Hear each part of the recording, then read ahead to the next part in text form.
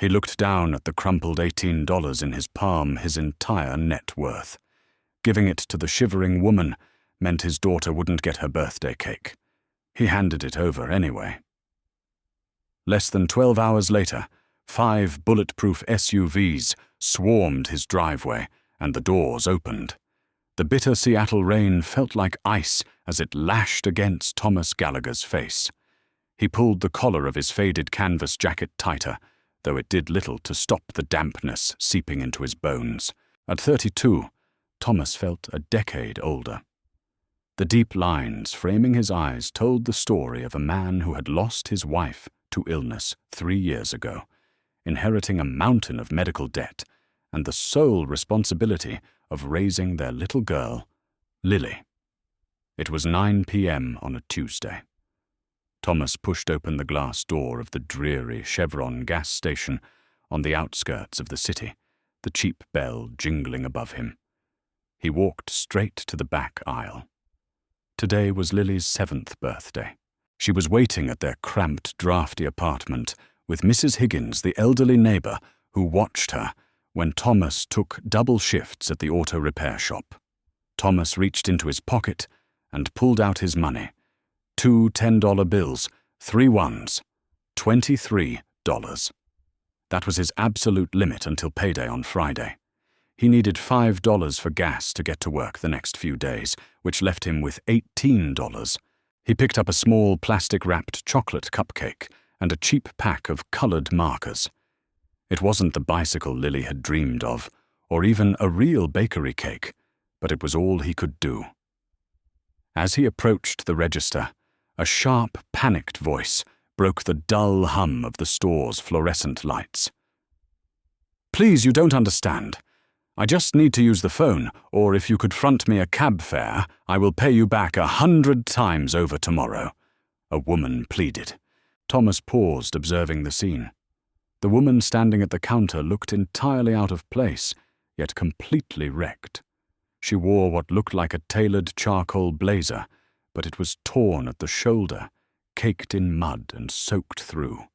Her dark hair was plastered to her face, and a thin trail of dried blood crusted near her hairline.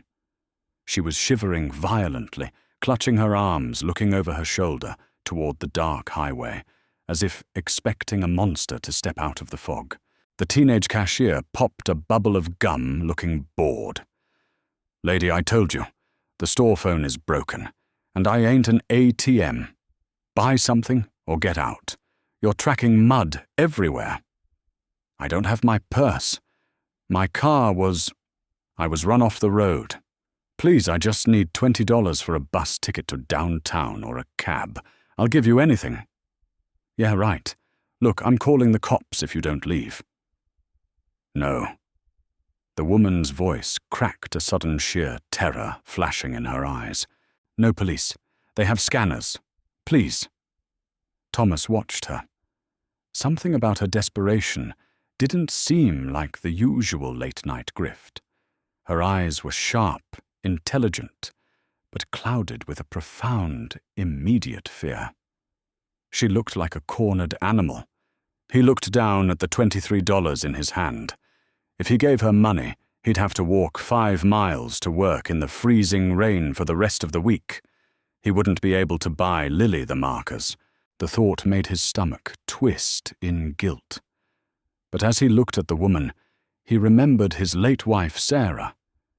He remembered how helpless they had felt in the hospital, waiting rooms, begging for extensions, praying for a miracle that never came.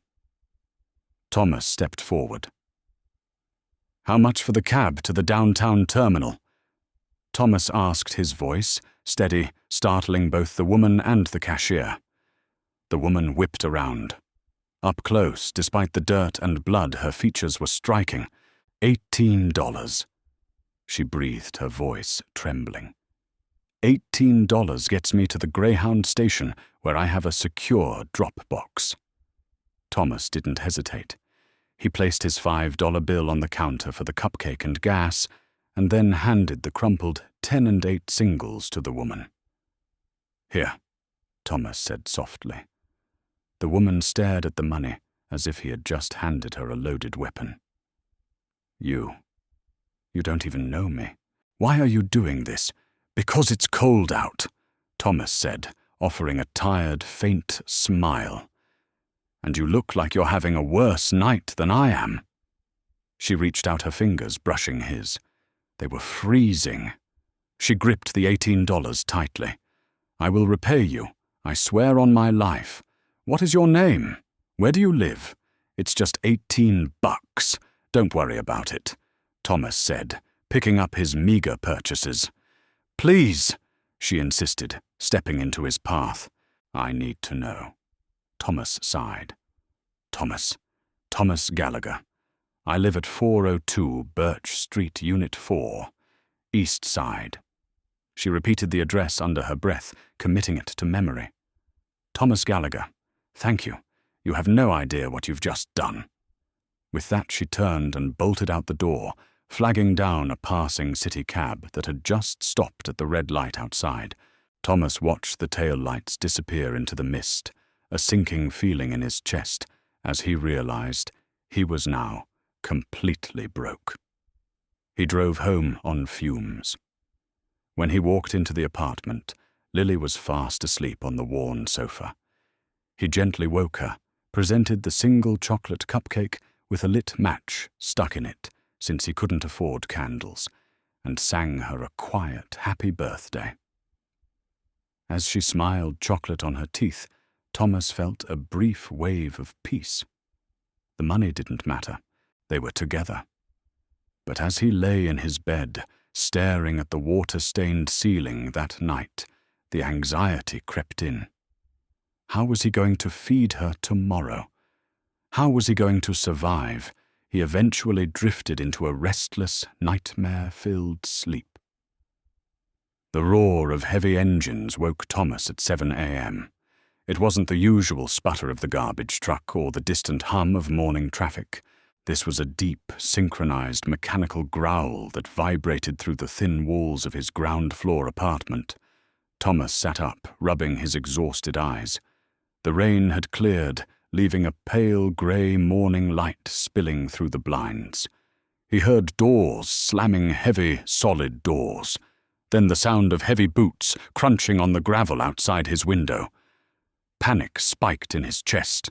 Was it the landlord? He was 2 months behind on rent, but an eviction usually meant a sheriff's deputy with a clipboard, not whatever was happening out there.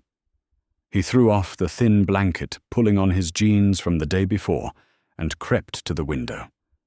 Peeking through the slats of the broken plastic blinds, his breath caught in his throat.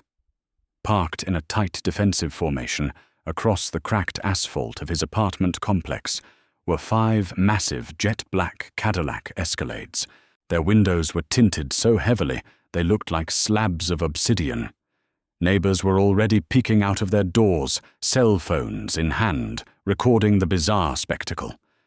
From the lead SUV, a man in a sharp, tailored black suit stepped out. He was built like a tank, wearing an earpiece and dark sunglasses. He scanned the perimeter with military precision before nodding to the second vehicle. The rear passenger door of the second SUV opened. A pair of glossy designer stilettos touched the gravel. Then a woman stepped out, wrapped in a breathtaking camel-colored cashmere coat. Her dark hair was styled in a flawless, sleek blowout. The mud, the blood, the terrified tremor, all of it was gone. In its place was an aura of absolute, terrifying authority. It was the woman from the gas station. Thomas stumbled back from the window as she began walking purposefully toward his front door, flanked by 2 towering bodyguards. Knock, knock, knock. The sound echoed in the tiny apartment. Lily, rubbing her eyes, walked out of her small bedroom, clutching her stuffed rabbit. "Daddy, who's at the door?" "Stay in your room, sweetie," Thomas whispered, his heart hammering against his ribs. He approached the door, his hand shaking slightly, as he undid the deadbolt and pulled it open. The woman stood on his peeling welcome mat, looking perfectly out of place in the dilapidated hallway. Her piercing eyes locked onto his. "Good morning, Thomas." she said. Her voice was smooth, commanding a stark contrast to the desperate plea he had heard the night before. Who are you? Thomas stammered. My name is Jacqueline Carmichael, she said, extending a perfectly manicured hand. CEO of Carmichael Global Holdings, and I believe I owe you $18. Thomas stared at her hand, too stunned to take it. Carmichael Global. Everyone in the state knew that name. Real estate tech acquisitions, shipping logistics, the Carmichael family practically owned the Seattle skyline. She was a billionaire. You were the woman at the Chevron, he finally managed to say, stepping aside to let her in, though his apartment was embarrassingly small for a woman of her stature. Jacqueline stepped inside, her bodyguards remaining by the door. She took in the sight of the cramped living room, the peeling wallpaper, and finally little Lily peeking from the hallway. A softness touched Jacqueline's sharp features. Jacqueline said, turning back to Thomas. And what I'm about to tell you mustn't leave this room. Yesterday evening I was on my way to an emergency board meeting, a meeting where my uncle Richard Croft was attempting to force a hostile takeover of my company by declaring me unfit to lead. He needed me absent to push the vote through. Thomas frowned, confused. What does that have to do with you being covered in mud on the highway? Jacqueline's expression hardened. My driver was bribed. Instead of taking me to the corporate headquarters, he drove me toward the logging roads in the Cascades. We were intercepted by 2 unmarked trucks. They ran us off the road. It wasn't an accident, Thomas. It was an attempted abduction. Or worse. A cold chill ran down Thomas's spine. You were running for your life. I broke out of the vehicle and ran through the woods in the dark for 3 miles. She continued, her voice low. I lost my phone, my bag, everything. When I finally reached that gas station, I knew Richard's men were scanning the police frequencies. If I called the cops, his men would have intercepted the dispatch and reached me before the authorities did. I needed to get to a private, secure location downtown where my loyal security team was stationed. I needed cash, and nobody would help me, except you. She reached into her designer coat and pulled out a thick, sealed envelope. Because of your $18, I made it to the Greyhound station. I accessed an emergency drop box, contacted my team, and walked into that boardroom at midnight. I secured my company, and Richard Croft was arrested by federal agents at 4 a.m. this morning. She held out the envelope to Thomas. This is a token of my gratitude. Inside is a cashier's check for $2 million. It's yours free and clear. Thomas stared at the envelope, the world spinning around him. $2 million. It was a sum he couldn't even conceptualize. It meant safety. It meant a home. It meant Lily would never have to eat a cheap gas station cupcake for her birthday ever again. He slowly reached out his fingers, brushing the thick paper. Suddenly, the earpiece of the bodyguard standing at the door crackled loudly. The guard pressed a finger to his ear, his face draining of color. He stepped into the apartment, drawing a suppressed firearm from his jacket. Ms. Carmichael. The guard said, his voice urgent. We have a massive problem. Jacqueline spun around. Report Miller. Croft's men. Miller said, his eyes darting to the windows. They weren't all arrested. Some of his private security contractors were tracking your movements from last night. They pulled the security footage from the Chevron station an hour ago. They saw this man helping you. Thomas's blood ran cold as Miller looked directly at him. They didn't just come to silence you, ma'am, Miller continued grimly. They're coming to eliminate any witnesses who might know about the bribe or the abduction, and they just pulled into the neighborhood. We are surrounded. Outside, the screech of heavy tires echoed through the apartment complex. Thomas grabbed Lily, pulling her into his arms, the envelope of money dropping to the floor. The simple act of kindness that was supposed to save his life had just put a target on his daughter's back. The air in the cramped apartment turned to ice. Thomas held Lily tightly against his chest, burying her face in his shoulder, so she couldn't see the heavy, suppressed pistol in Miller's hand. The little girl trembled her small fingers, gripping the collar of Thomas's faded shirt. Outside, the synchronized slam of car doors echoed like cannon fire. Heavy footsteps crunched on the gravel, purposeful and tactical. These weren't street thugs.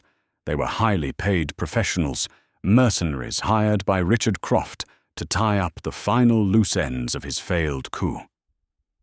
"How many?" Jacqueline demanded, her voice a low, terrifying whisper. She hadn't flinched. The panicked, shivering woman from the gas station was entirely gone, replaced by a billionaire who commanded empires. "At least 10, ma'am." Miller replied, his eyes glued to the crack in the blinds. "They're fanning out. They've blocked the exits to the street. The second team is sweeping the perimeter of the complex. They know we're in this specific unit." "They saw you walk in," Miller confirmed grimly. "We have the structural advantage for a bottleneck at the front door, but the walls in this place are drywall and cheap siding. If they decide to open fire from the parking lot, we have zero cover." Thomas's mind raced. He had lived in this decaying building for 4 years. He knew every draft, every creaking floorboard, and every structural flaw. He also knew the landlord was a cheapskate who violated every building code in the city. "They don't have to go through the front door." Thomas interrupted, his voice surprisingly steady. "There's a utility access panel in my bedroom closet. The landlord never sealed it. It drops straight down into the building's main boiler room." Jacqueline turned to him, her sharp eyes calculating. "Does the boiler room have an exterior exit?" "Yes," Thomas nodded, backing toward the hallway. "A reinforced steel door that leads to the back alley. The garbage trucks use it. If they are swarming the front parking lot, the alley might be our only blind spot." "Miller," Jacqueline snapped, "call the secondary extraction team. Have them bring the armored transport to the rear alley of Birch Street. Tell them they have 3 minutes." "Yes, Ms. Carmichael." Miller tapped his earpiece, murmuring rapid-fire coordinates as he fell in step behind them. "Let's move," Jacqueline ordered, looking at Thomas. "Lead the way." Thomas carried Lily into the small, messy bedroom. He kicked aside a pile of laundry and tore back the cheap carpeting at the base of the closet. Beneath it was a rusted square metal grate. He yanked it up, revealing a dark, narrow shaft with an old iron ladder bolted to the concrete. A smell of damp earth and grease wafted up. Thump, thump, thump! Heavy fists pounded on the front door. "Maintenance!" a gruff voice called out from the hallway. "Open up!" Miller leveled his weapon at the bedroom doorway. "Go! Now!" Thomas went first, keeping Lily tightly secured to his back. "Hold on tight, monkey," he whispered, feeling her little arms wrap around his neck. He descended the rusted rungs into the pitch black of the boiler room. Above him, Jacqueline didn't hesitate. In her $3,000 cashmere coat and designer heels, she swung her legs into the filthy shaft and climbed down with the agility of a survivor. Miller followed seconds later, pulling the grate shut, just as the sound of the front door being kicked off its hinges echoed through the apartment above. Muffled shouts and the heavy thud of boots tearing through Thomas's living room vibrated through the ceiling. "They're inside," Miller whispered, his boots hitting the concrete floor of the boiler room. The basement was a labyrinth of thick, hissing pipes and massive, rusted water tanks. It was stiflingly hot and smelled of sulfur. Thomas navigated the maze from memory, keeping one hand on the damp brick wall to guide them in the near-total darkness. "Over here," Thomas breathed, pushing past a stack of rotting cardboard boxes. The heavy steel door loomed ahead. A sliver of grey daylight peeked from beneath the weather stripping. Miller stepped in front of them, pressing his back to the wall beside the door. He slowly turned the heavy deadbolt. With a squeal of unoiled hinges, he pushed the door open an inch and peered out. The alley was narrow, lined with overflowing dumpsters and broken pallets. It was raining again, a fine, cold mist. "Clear," Miller said, pushing the door open. They spilled out into the freezing alley.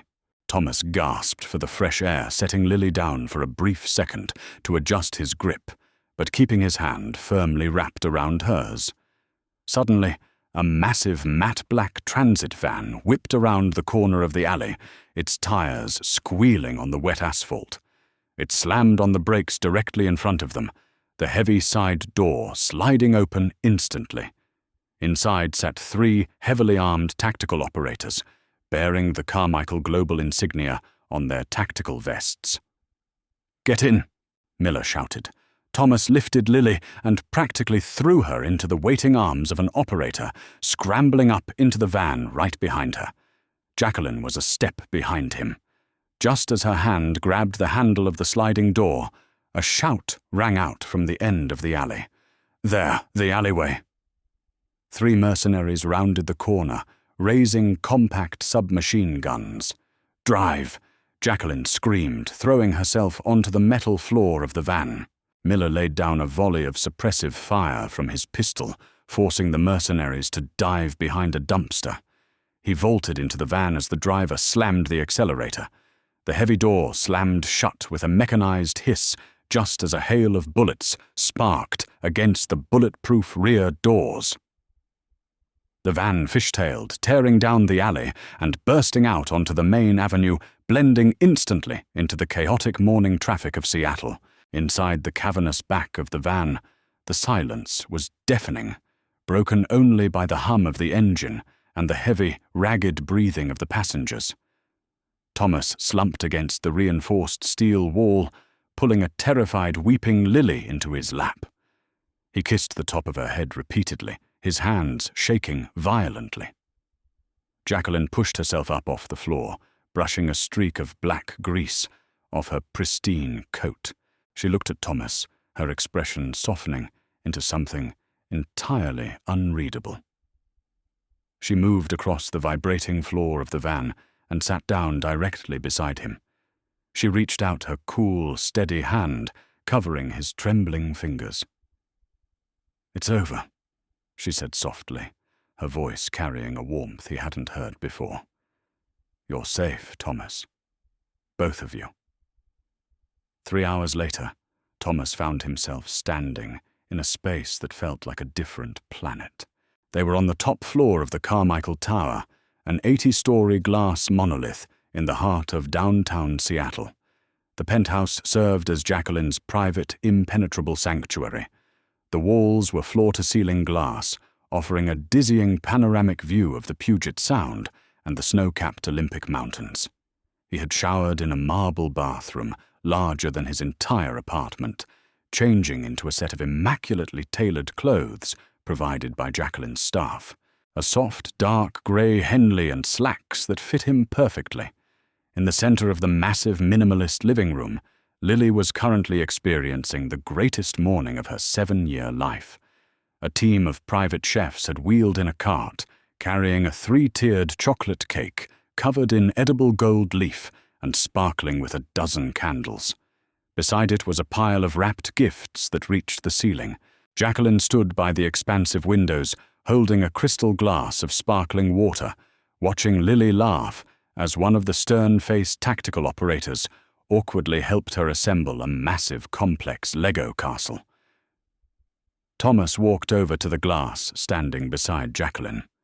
The silence between them was comfortable, heavy with shared adrenaline and unsaid things. "They got them," Jacqueline finally said, not taking her eyes off Lily. "My security chief just called.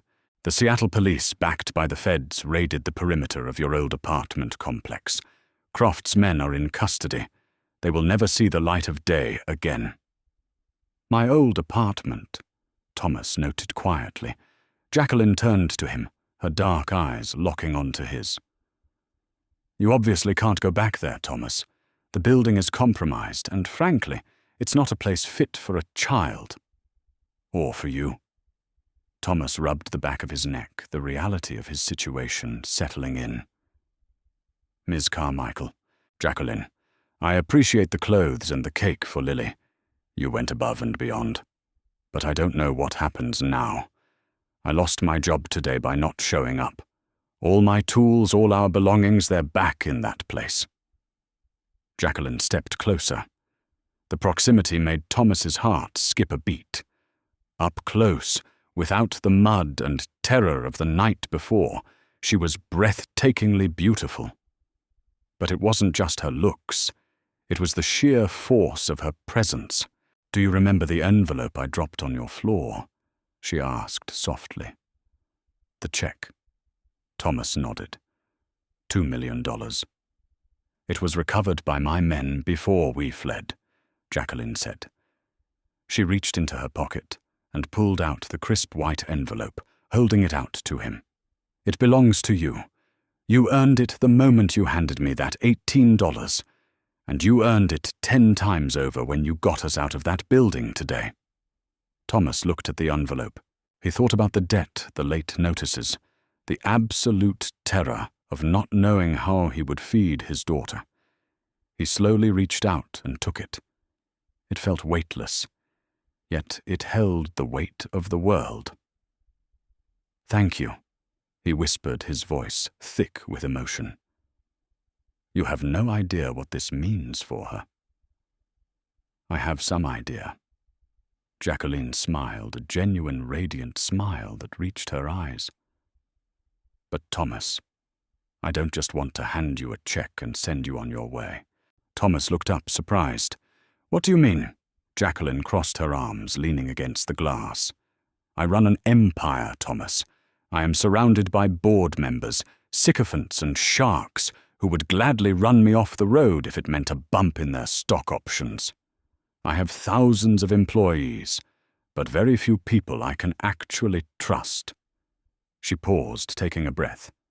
Last night you had absolutely nothing. You had a few crumpled bills to your name and a daughter waiting for you at home, yet you gave everything you had to a stranger in the freezing rain simply because it was the right thing to do. You didn't ask for a reward. You didn't hesitate. She stepped forward, closing the distance between them. I need men like you, Thomas. I looked into your background while you were sleeping in the transport. You were a lead mechanic for a high-end aviation firm before your wife got sick, and the medical bills forced you into the local auto shops. I was, Thomas admitted. Carmichael Global has a massive private logistics and aviation fleet. Our current director of fleet operations is retiring. Jacqueline stated, her tone shifting seamlessly from personal to professional, yet retaining a deep warmth. I want you to take over the position. It pays $500,000 a year, full benefits, and complete medical coverage for Lily. And it requires you to live in the secure executive housing compound on Mercer Island. Thomas was stunned into absolute silence. A check was a transaction. A job, a home, a future that was a lifeline. Why? Thomas managed to ask. Why do all this? Jacqueline's gaze softened. She reached out her fingers, gently brushing the fabric of his sleeve. Because you saved my life, Thomas. And because for the first time in a very long time, I feel like I've met someone real. Someone good. She looked past him to where Lily was blowing out the candles on her massive birthday cake, cheering loudly. Besides, Jacqueline added, a playful smirk touching her lips, someone has to teach me how to check the oil in my SUVs. I hear you're quite good under the hood. A deep, genuine laugh escaped Thomas's chest, the first real laugh he had experienced in 3 years. The heavy, suffocating weight of grief and poverty that had anchored him to the ground for so long finally evaporated, replaced by a soaring sense of hope. I think I can handle that. Thomas smiled, looking down into her eyes. Good, Jacqueline whispered. As they stood together, looking out over the sprawling city, the grey clouds finally broke. A brilliant beam of morning sunlight pierced through the overcast sky, illuminating the glass tower and casting a warm, golden glow over the room. Thomas pulled the envelope tight against his chest, realizing that the $18 he gave away in the dark had bought him something infinitely more valuable than money. It had bought them a family, a future, and a second chance at life. And so a simple act of kindness transformed Thomas's life forever. If you were moved by Thomas and Jacqueline's incredible journey from a rainy gas station to a billionaire's penthouse, please hit that like button. Share this video with friends who need a reminder that true compassion still exists. Don't forget to subscribe and ring the notification bell for more thrilling, heart-touching stories. Thanks for watching.